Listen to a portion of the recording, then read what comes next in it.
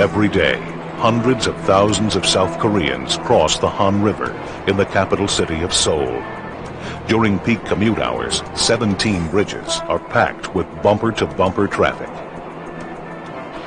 But one October morning, in the middle of rush hour, without warning, a 150-foot span of the Seongsu Bridge shears off completely, and tons of steel plunge into the icy water below. 6 vehicles plummet 60 feet into the river. There were no warnings prior to the collapse. It fell within 2 to 3 seconds. Park Young-hwan is a veteran reporter for the Korean broadcasting system. He has covered many disasters in his career, but the catastrophic scene he finds on the Han River is enough to shock even him.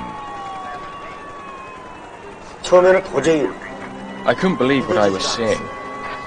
It was like out of fiction. No, I don't even recall fiction depicting such a horrible accident.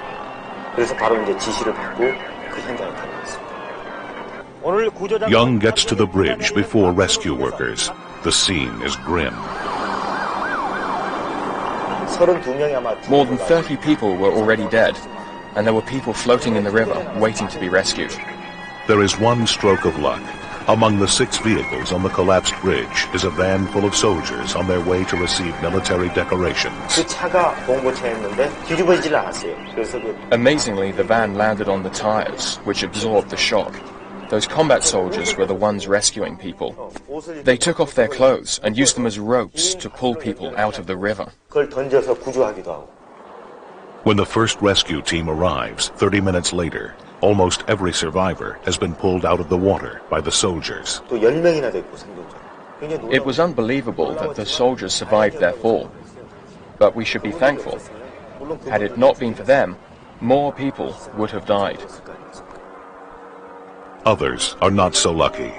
City bus number 16 lands on its roof, crushing many of its passengers, including 8 young girls on their way to school. Those people obviously could not have imagined the bridge they cross every morning could collapse within a few seconds. It was irrational, unreasonable, senseless. At the hospital, families wait for news of loved ones. For many, what they hear is tragic. 32 people die, and 17 more are seriously injured. Over the next few days, divers comb the waters of the Han River for clues to the collapse of the 15-year-old bridge. They search through the submerged girders, cable supports, and crumbled concrete. Finally, they find the key to the disaster. This telltale piece of metal girder. On it, investigators see evidence that a flawed weld crumbled apart. After rusting through, the weld broke at a key support point. This triggered a break at one end of the bridge section. 3 seconds later, the other end of the section pulled free, and the entire section fell down into the water below.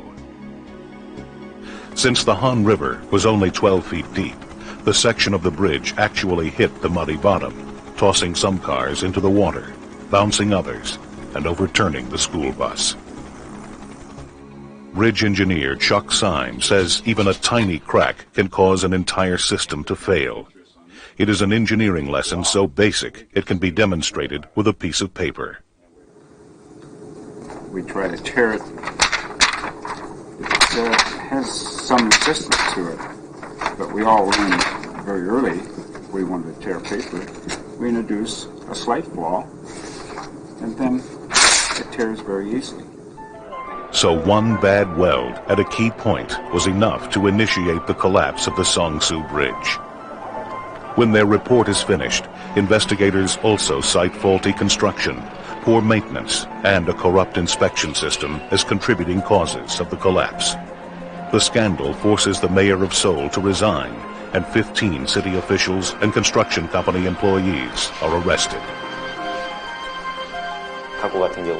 The Seongsu collapse was a man-made, avoidable disaster. It was a senseless massacre and a nightmare for those that died and also for the families. They will never forget or forgive. For months after the tragedy, the feeder ramps to the old Seongsu Bridge stand as a sad memorial to the lives lost there. But nearby, a new vision for the future is already being built. This is the new Seongsu Bridge, wider, stronger, built to last. Its massive piers dwarf those of the old Seongsu Bridge. Its reinforced steel girders stretch out across the waters of the Han, spanning the painful gap between a tragic past and what South Koreans hope will be a safer future.